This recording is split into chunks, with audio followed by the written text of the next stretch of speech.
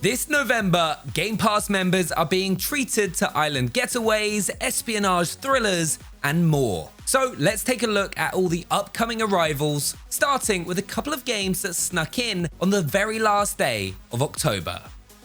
If you love the chaotic multiplayer fun of games like Fall Guys and Party Animals, you'll probably find yourself cooing over the pigeon-packed party game Headbangers Rhythm Royale. A day one addition to Game Pass for console and PC, which arrived on October 31st, Headbangers Rhythm Royale features a range of minigames for up to 30 players to square off in. You'll find challenges designed to test your rhythmic abilities, reflexes, memory, and the general quality of your headbanging. Full cross-platform multiplayer ensures you'll always be able to find plenty of other players to bop around with. And don't worry about getting lost in the crowd, because there are a ton of cosmetics for you to unlock and give your pigeon that personal touch. Though I don't think you can get Sam's hairdo. That's unique.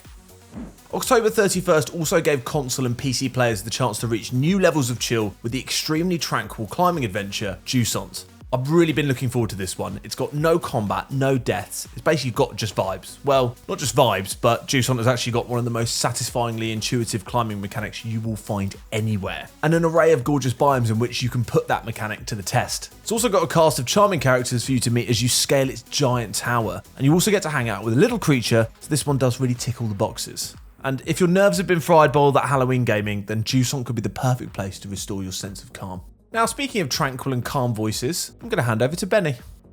The last of our October editions was the open world RPG, Wartales. This epic adventure drops the player down into a vast medieval world, full of enemies to fight and quests to undertake. You don't have to go it alone either. Over the course of the game, you'll get to recruit all sorts of mercenaries to fight alongside you in the game's tactical battles. The thing that sets Wartales apart from a lot of other sword-swinging adventures is that you're not here to save the world, rescue the princess, or do anything specifically noble. This medieval realm is a hostile place, and your only goal is to survive in it, which actually kind of takes the pressure off when you think about it.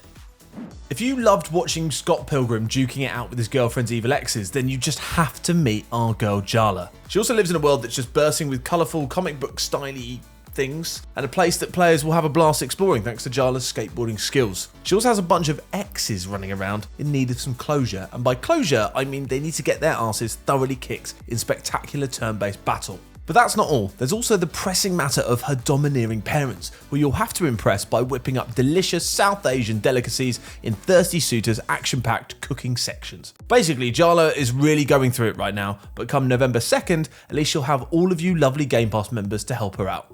Now, this next one might turn your current partner into an ex, depending on how much you play it. On November 6th, Game Pass members can call Football Manager 2023 back to the bench and bring on a sharper, slicker new player, aka Football Manager 2024. The newest entry in the beloved footy management sim is a day one addition to Game Pass, and it's packed with sweet new additions and refinements to help you take your game to the next level. The most eye-catching one is the revamped match engine, which lets players watch their strategies play out in style, especially when they're in 4K Ultra HD on the Xbox Series X. There's also a new set-piece creator, which lets you come up with all sorts of devastating dead ball routines, even if you ultimately still go with the lump it towards the big blonde fella, which works 9 times out of 10. A dungeon isn't just a spooky place to keep people who annoy you. It takes time, effort, and solid managerial chops to run a good one, believe you me. But in Dungeons 4, it's certainly worth the effort. It's arriving day one for console and PC Game Pass on November 9th, and this latest entry in this deliciously evil management sim once again lets you build and manage your very own underground lair. The dungeons this time around are up to 4 times larger than in previous games, providing you with even more space to raise your evil minions and squeeze in all kinds of sinister booby traps. You can use your dungeon as a base of operations to take over the whole of the overworld, either in a wicked narrative campaign or put your tactical prowess to the test in a good old-fashioned skirmish. However you play, just make sure you're really evil about it. Now over to you, Benny, to butcher some Japanese pronunciations. The name's Kiryu. Kazuma Kiryu. Or at least it was.